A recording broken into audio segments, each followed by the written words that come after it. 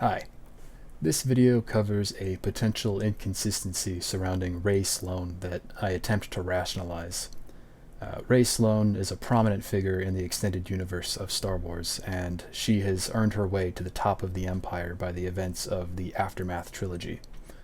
She is seen throughout Star Wars material commanding two distinct Star Destroyers, Ultimatum and Vigilance.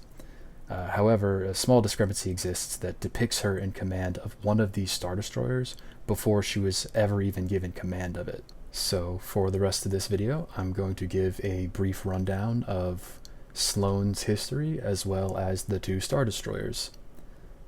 So here we go.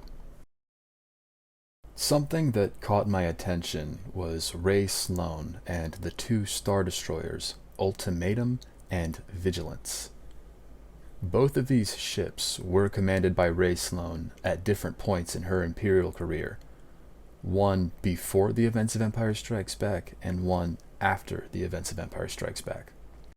The Star Destroyer Ultimatum was temporarily commanded by Sloane when she was filling in for another captain.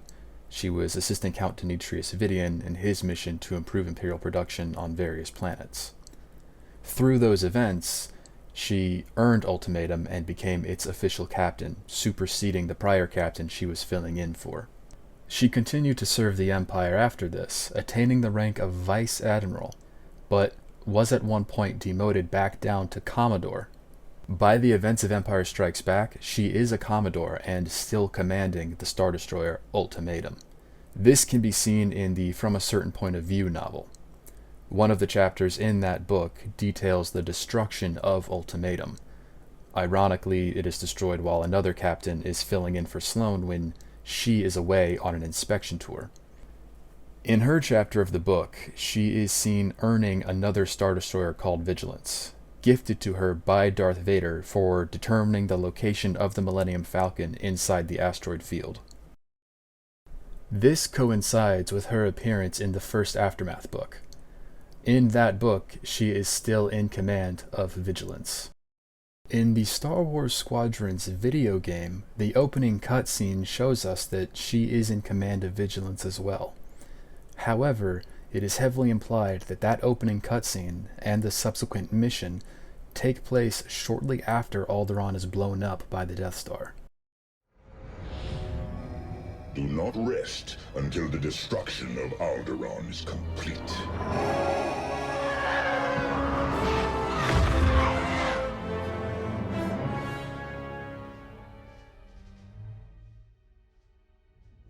Nowhere in this opening cutscene, or anywhere in the subsequent mission, does it explicitly state that it takes place in 0ABY or very shortly after the destruction of Alderaan. But it really does seem like that is the intention of the story. It seems like it is set during that time frame, and dialogue that takes place later in the game certainly seems to imply that. If that is indeed the case, then Sloane was in command of Vigilance before Darth Vader gifted it to her in the book. We know that Sloane became a Vice Admiral by the events of the Aftermath trilogy. However, in this cutscene, we can see that she is still a Commodore. Now, honestly, that really is, in the grand scheme of things, not a big deal at all. But I'm feeling kind of nitpicky, so I'm going to try to rationalize this out loud instead of keeping this theory in my head. So there are two possibilities that I've considered for this. One, when she was demoted from Vice Admiral to Commodore, she temporarily lost command of Ultimatum and was given Vigilance instead for a bit. And then as time went on, she was allowed control of Ultimatum again.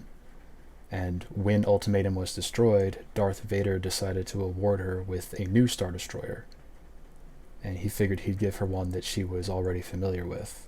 Alternatively, for the second option, we disregard the implications of Squadrons and place the events of the opening mission to in between 3 and 4 ABY.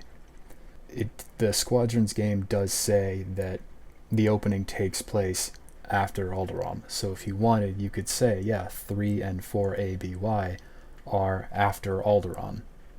I personally lean towards the former explanation, that she was given vigilance because of her prior experience with said ship, because those implications are kind of hard to ignore, at least for me.